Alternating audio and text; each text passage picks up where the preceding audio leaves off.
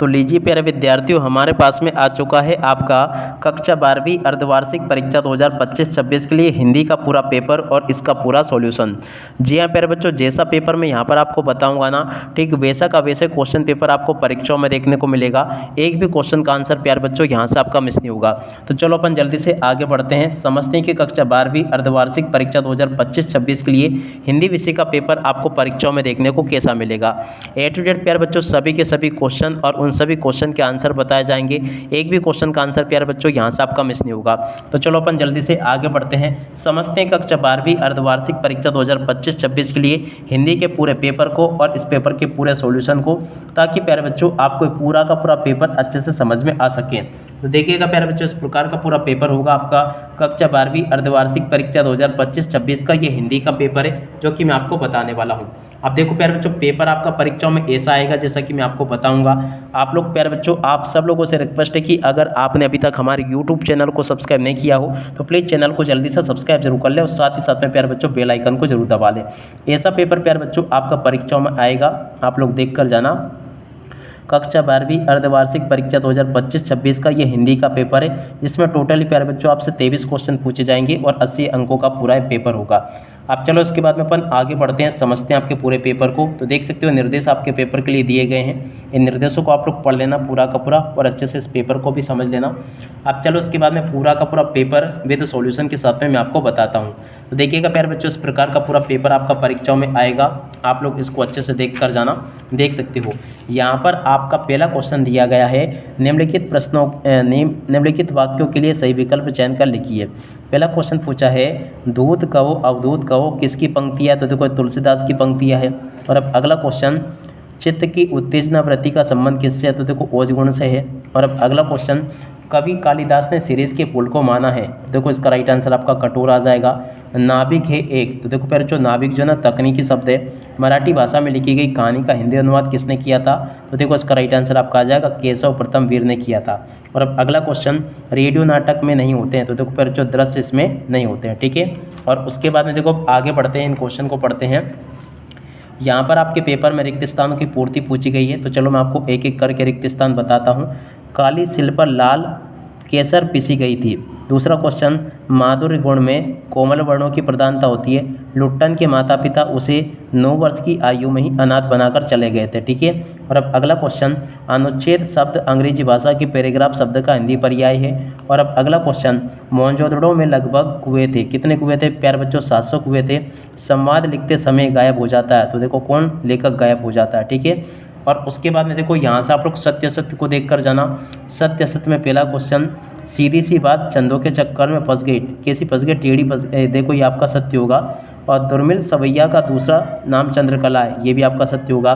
Purchasing power का अर्थ क्रय शक्ति होता है, ये भी प्यारे बच्चों आपका सत्य होगा। और शब्दों के सार्थक समूह को वाक्य नहीं कहते हैं, ये भी आपका सत्य होगा। यशोधर बाबू पुराने रीति रिवाजों को पसंद नहीं करते थे, ये भी आपका सत्य होगा। कहानी का केंद्रीय बिंदु कथानक होता है, ये भी प्यारे बच्चों आपका सत्य होगा। तो देखो इस प्रकार से इन क्वेश्चन के उत्तरों को आप लोग देख लें। अब इसके बाद में चलो मैं आपको आगे के सभी क्वेश्चन और इन क्वेश्चन के उत्तरों को बताता हूँ, ठीक है।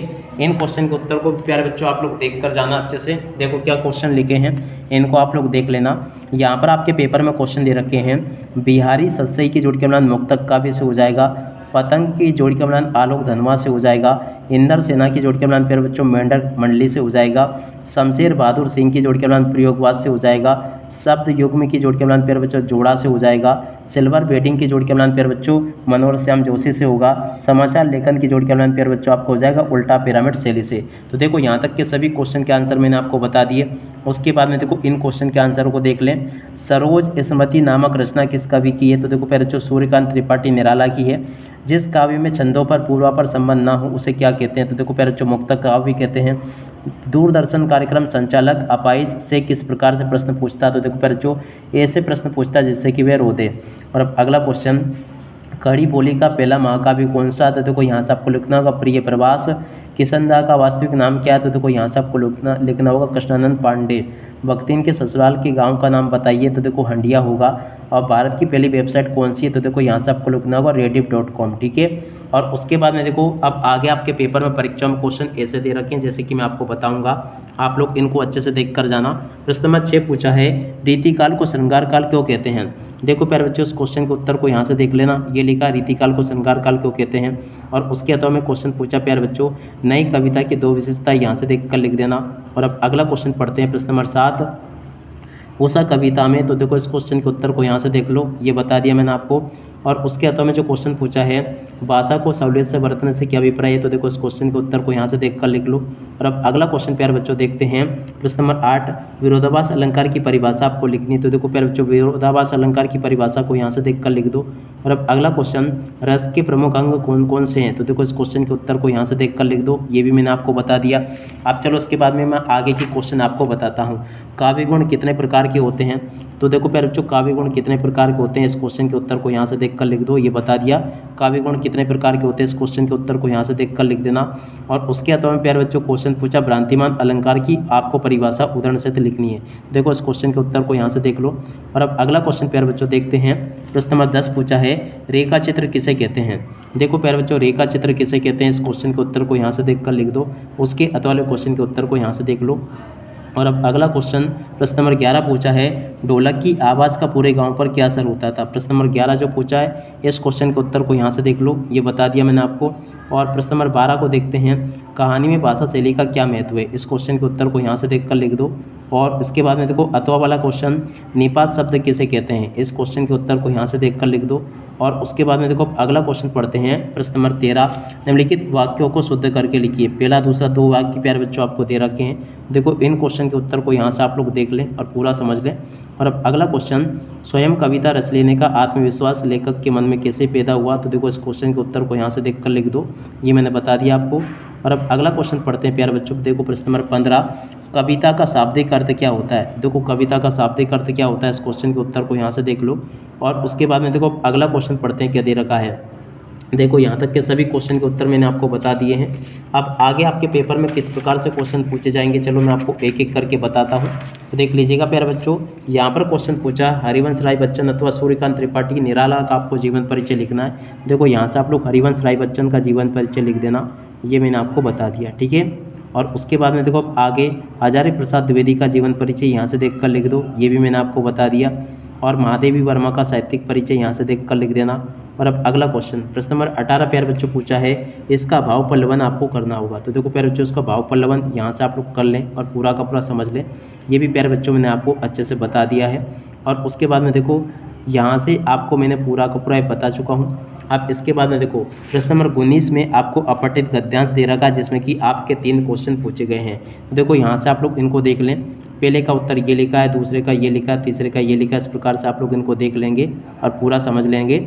और उसके बाद में देखो प्यारे बच्चों प्रश्न नंबर 20 को देखते हैं। तो देखो प्रश्न नंबर 20 जो होगा ना, उसमें इस प्रकार से आपसे ये संदर्भ प्रसंग व्याख्या आपको करनी होगी इसकी, ठीक है। तो चलो मैं आपको ये भी बता देता हूँ। देखो इसकी संदर्भ प्रसंग व्याख्या आपको इस प्रकार से कर देनी है, संदर्भ ये लिखा, प्रसंग ये लिखा, भावार्थ आपको इस प्रकार से लिख देना है। और इसका प्यारे बच्चों आपको इस प्रकार से पूरा का पूरा लिख देना है। उसके बाद में देखो प्रश्न नंबर 21 जो पूछा है ना, 21वें क्वेश्चन के आंसर को चलो मैं आपको बताता हूँ। तो देखो प्यारे बच्चों, ये आपका प्रश्न नंबर 21 लिखा, पैसा पावरे पर उसके सबूत के आसपास माल टाल न जमा हो तो क्या वे खाक पावरे? पैसे को देखने के लिए बैंक हिसाब देखिए, पर माल असबाब मकान कोठी को अनदेखी भी कर सकते हैं। पैसे की उस परचेजिंग पावर के प्रयोग से ही पावर का रस है।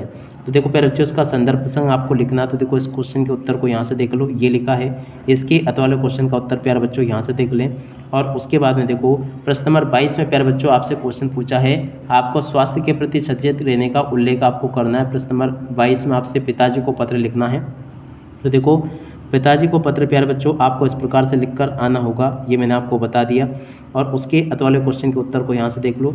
माध्यमिक शिक्षा मंडल मध्य प्रदेश भोपाल को आपको पुनर्मूल्यांकन हेतु एक आवेदन पत्र लिखना होगा। तो देखो पहले जो इसको भी आप लोग देख लें, ये भी मैंने आपको बता दिया। और उसके बाद में देखो बाकी का आप लोग यहाँ से देख लेना, ये भी मैं आपको बता चुका हूँ पूरा का पूरा, ठीक है।